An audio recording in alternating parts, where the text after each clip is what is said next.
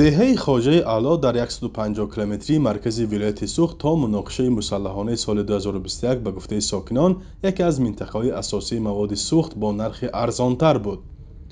дар ин деҳаи кӯчак чандин нуқтаҳои фурӯши сӯзишворӣ ҳам амал мекард. ҳоло танҳо таблӯҳояш боқӣ мондааст ва ҳатто бо нархи гарон ҳам нафту бензин инҷо фурӯхта намешавад.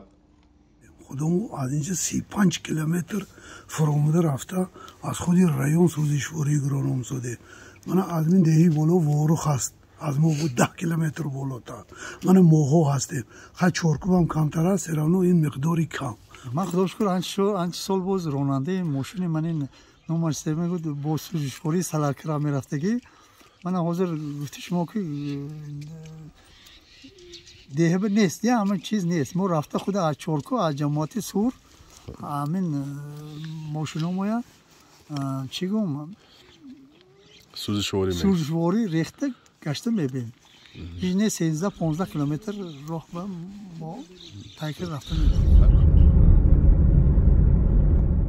5 шаҳру ноҳияи вилояти суғд қариб 500 километр бо қирғизистон сарҳад дорад ва чандин роҳҳои муштарак онҳоро ба ҳам мепайвандад. то баста шудани марзҳо ронандагони ҷониби тоҷикистон бемониа аз нуқтаҳои фурӯши сӯзишвории ҷониби қирғизистон ки хеле зиёд буданд харидорӣ мекарданд. яке аз чунин минтақаҳои серхаридор марзи ноҳияи бобуҷон ғафуров ва ноҳияи лайлак буд.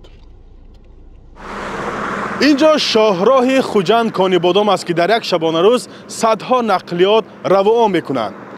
ронандагон мегӯянд қаблан аз ин нуқтаҳои фурӯши сӯзишворӣ нақлиёти хешро бо нархи арзонтар бо маводи суғд пур мекарданд.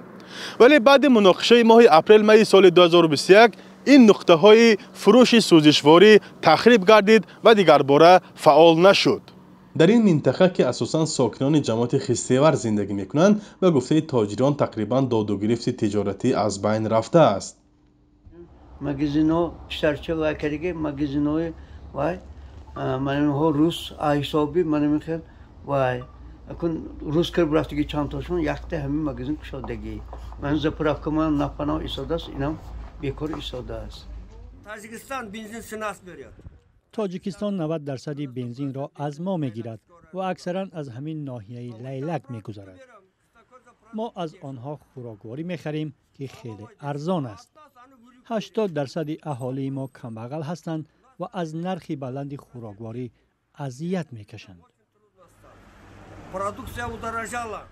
حالا ساکنان منطقه‌های نزدیک‌مرزی تاجیکستان طلب دارند که به آنها مثل پیشتر مواد سوخت باید دسترس کرده شود.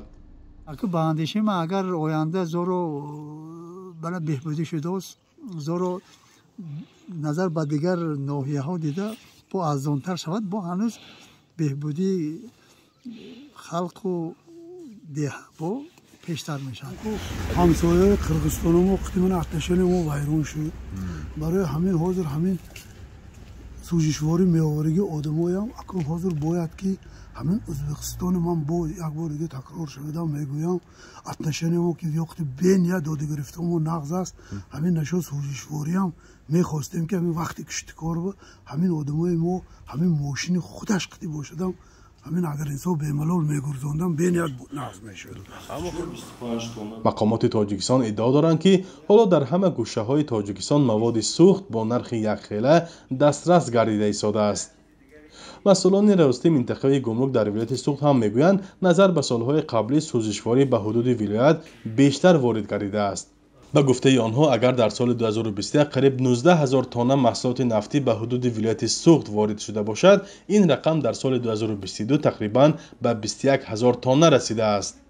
این هم در حالی است که احتمال زودتر گشوده شدن مرزها وجود دارد و ساکنان مرزی به حالت پیشینه برمیگردند.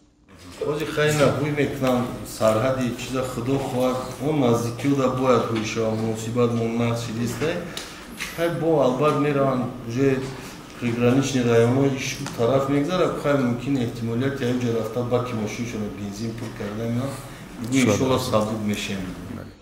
همسایگی نزدیک راه‌های مشترک و رفت و آمد بی‌مانع بین تاجیکستان و قرقیزستان تا سال 2022 از نگاه اقتصادی سطح زندگی ساکنان نزدیک مرزی را خیلی بالا برده بود.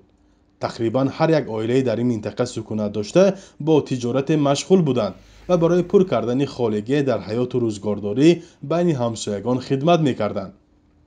مقامات تاجیکستان در پی تحلیل‌های آماری می‌گویند در 4 سال اخیر دادوگریفت دو جانب ده‌ها مراتب کاهش یافته و نقطه‌های فروش نزدیک سرحدی خرید که همگی از فعالیت باز مانده‌اند. فرزان محمدی، رادیو آزادی، ناحیه باباجان غفورов.